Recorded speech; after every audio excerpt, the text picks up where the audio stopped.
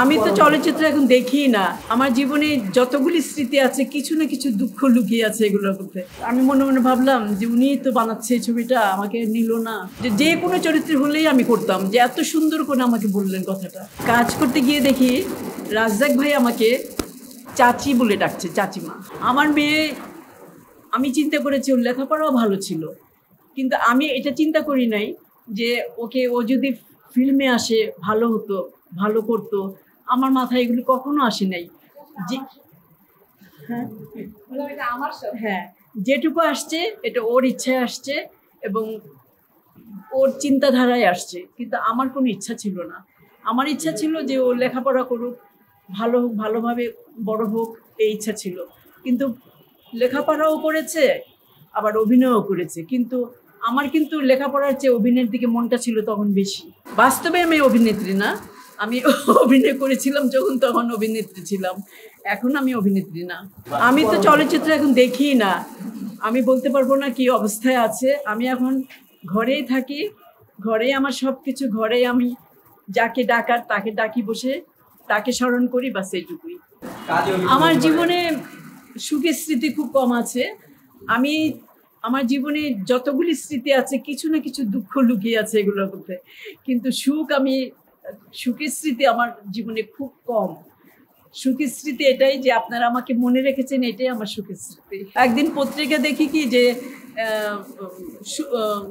সুবোধা চরিত্রে অভিনয় করবেন সুচন্দা আপা, আমি ওনাকে আবা বলে ডাকি, সুচন্দা উনি ম্যাডাম কাজ করবেন। তা আমি দেখে আমার গল্প কোনো জানা নেই, কিচ্ছু না।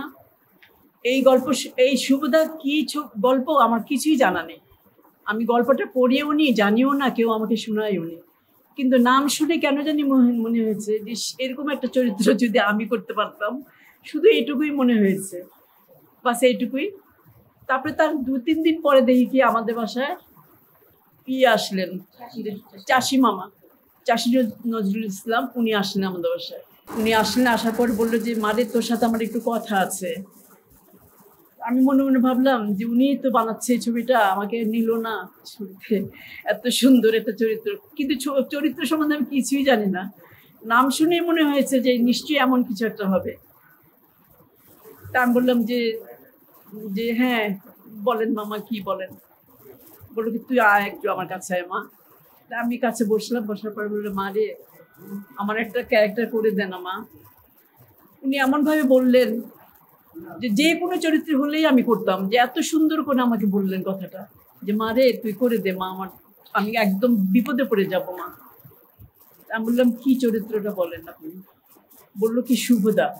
আমার এখানে ঘাট করে উঠলো, হ্যাঁ কি বলে শুভদা চরিত্র তো করার কথা সুচন্দা ম্যাডামের, আমি করবো কেন, এটা নিজে নিজে ভাবছি। ভেবে আমি ওনাকে প্রশ্ন করলাম যে মামা এটা তো সুচন্দা আপা করবে, আমি দেখেছি পত্রিকায়, তা আপনি আমার কাছে নিয়ে আসছেন কেন এই চরিত্র। না না না, এটা তো উনি করবেন, আমি করব কেন। বললো মারে ও করতে পারবে না, ওর একটা প্রবলেম হয়ে গেছে। তা বললো মামা আমি এটা কীভাবে করি বলেন, উনি আমাকে অনেক ভালোবাসেন, আমিও ওনাকে অনেক সম্মান করি, উনিও আমাকে অনেক সম্মান করেন, কিন্তু আমি কিভাবে করি এখন, এটা তো সম্ভব না মামা। বললো না আমি তোকে বলছি, তোকে সুচন্দা তোর সাথে কথা বলবে, আমি তোকে ফোন লাগিয়ে দিচ্ছি। তো উনি আমাকে ফোনটা দিলেন, দেওয়ার পরে আমি ওনাকে সালাম দিলাম, উনিও আমাকে সালাম দিলেন। তা আমি বললাম যে বলেন আপা। বললো কি আনুদি, আমি না অনেক প্রবলেমে পড়ে গেছি আনুদি, আপনি আমার এই চরিত্রটা করে দেন না, সুভদ্রা চরিত্রটা। আমি বললাম যে কেন, যে করতো সে করবে না, আপনি করবেন না কেন। বললো যে আনুদি আমি তো করতে পারবো, আমি তো নিজে অনেক ব্যস্ত এখন, আমি এত ব্যস্ততার জন্য আমি করতে পারবো না। যদি আপনি করলে আমি অনেক খুশি হব, যদি আপনি করে দেন, আর আপনার জন্য অনেক ভালো হবে। মন থেকে বলছেন আপনি কথাটা, মন থেকে বলছেন। বললো হ্যাঁ আমি একদম মন থেকে বলছি। আচ্ছা আপনি আমার জন্য দোয়া করবেন, আমি ওনাদের সাথে কথা বলছি। বলে তুই একটু ফোনটা ওনাদেরকে দে। তারপর ওনাদের সাথে ওনারা কথা বললেন, বলার পরে তখন আমাকে বললো যে আজ থেকে তুই সুবিধা চরিত্রটি তুই করবি। আমি এদিকে ভাবলাম যে আর কে কে আছে জিজ্ঞেস করলাম।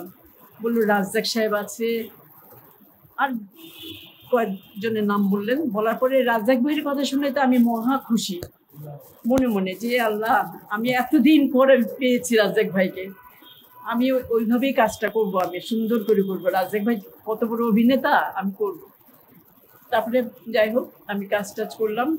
আমি যেদিন আমার শুটিং সেদিন আমি সুবিধা সেজে সিঁদুর টিঁদুর দিয়ে সুবিধা সাজলাম। আয়নাতে দেখলাম যে হ্যাঁ, আমাকে সুবিধা মনে হচ্ছে এখন। আমি কাজ করতে গেলাম। কাজ করতে গিয়ে দেখি রাজ্জাক ভাই আমাকে চাচি বলে ডাকছে, চাচিমা। আমি তো এটা আশা করি নাই। আমি ভেবেছিলাম যে উনি আমার রোমান্টিক নায়ক, এটা ভেবেছিলাম। তা আমি চুপ হয়ে গেছি, কিন্তু কিচ্ছু বলি না, চুপচাপই আছি যে থাক, আসছি যখন কাজটা করে দিই, কথা দিয়ে ফেলছি, কাজটা করে দিই। তারপরে চাচি টাচি ডেকে উনি কাজ করলেন, আমিও কাজ করলাম। পরে দেখি কি আমার হিরো হলো ইয়ে গোলাম মুস্তফা ভাই। উনি আমার আমার আমার আমার হিরো। ওনাকে দেখে আমি অবাক যে উনি তো অনেক বড় মাপের একজন শিল্পী। এটাও ভাবলাম যে উনি তো অনেক বড় মাপের শিল্পী, এত সুন্দর অভিনয় করেছিলেন ওই ছবিতে, উনি নিখুঁত। আমার কাছে তো খুবই ভালো লেগেছিল ওনার অভিনয়, খুব ভালো লেগেছিল। তারপর থেকে আমি আর কি ওই সুভদ্রার চরিত্রটি করলাম, আর আমি খুব মজাও পেলাম, আমার কাছে খুব ভালোও লাগলো, আর এই যে পুরস্কারগুলি পেলাম।